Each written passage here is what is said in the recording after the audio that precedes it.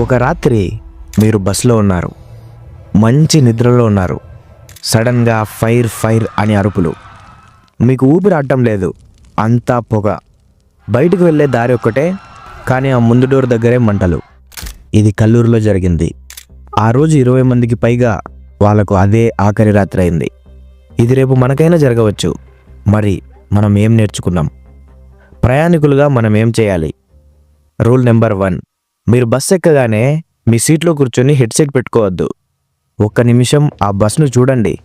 Emergency exit ఎక్కడుంది, ఆ door ఎలా తీయాలి, ఆ గ్లాస్ పగలగొట్టే సుత్తి ఎక్కడ పెట్టారో చూసుకోండి. చాలా బస్సుల్లో అవి ఉండవు, లేదా దొంగలిస్తారు. లేకపోతే వెంటనే డ్రైవర్ని అడగండి, ఇది మీ హక్కు. రూల్ నెంబర్ 2, ఒకవేళ ప్రమాదం జరిగితే దయచేసి మీ లగేజ్ కోసం చూడకండి. మీ బ్యాగ్ కాదు, మీ ప్రాణం ముఖ్యం. సెకండ్లలో మంటలు వ్యాపించే అవకాశాలుంటాయి. రూల్ నెంబర్ 3, పొగ వస్తే గుర్తుపెట్టుకోండి, పొగ ఎప్పుడూ పైకి వెళ్తుంది. మీరు వీలైనంత కిందికి వంగి మీ ముక్కుకి బట్ట అడ్డం పెట్టుకొని ఎమర్జెన్సీ ఎగ్జిట్ వైపు పాకండి.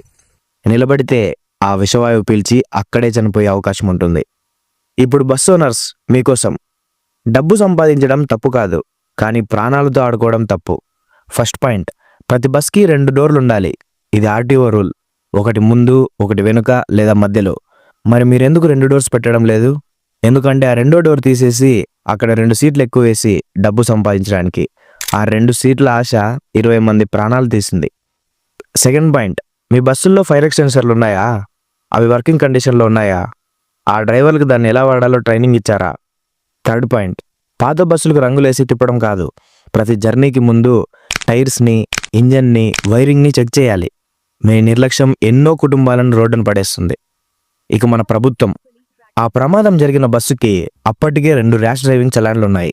అయినా అది రోడ్డు మీద ఎలా తిరుగుతుంది? లక్షల లంచాలు తీసుకొని పాత స్క్రాప్ బస్సులకి ఫిట్నెస్ సర్టిఫికేట్లు ఎలా ఇస్తున్నారు? మీ సంతకం ఎంతో మంది మరణశాసనం రాస్తోంది. ప్రమాదం జరిగాక విచారం వ్యక్తం చేయడం కాదు, ప్రమాదం జరగకుండా ఆపడం మీ బాధ్యత. ట్రాన్స్పోర్ట్ డిపార్ట్మెంట్ ఏం చేస్తుంది?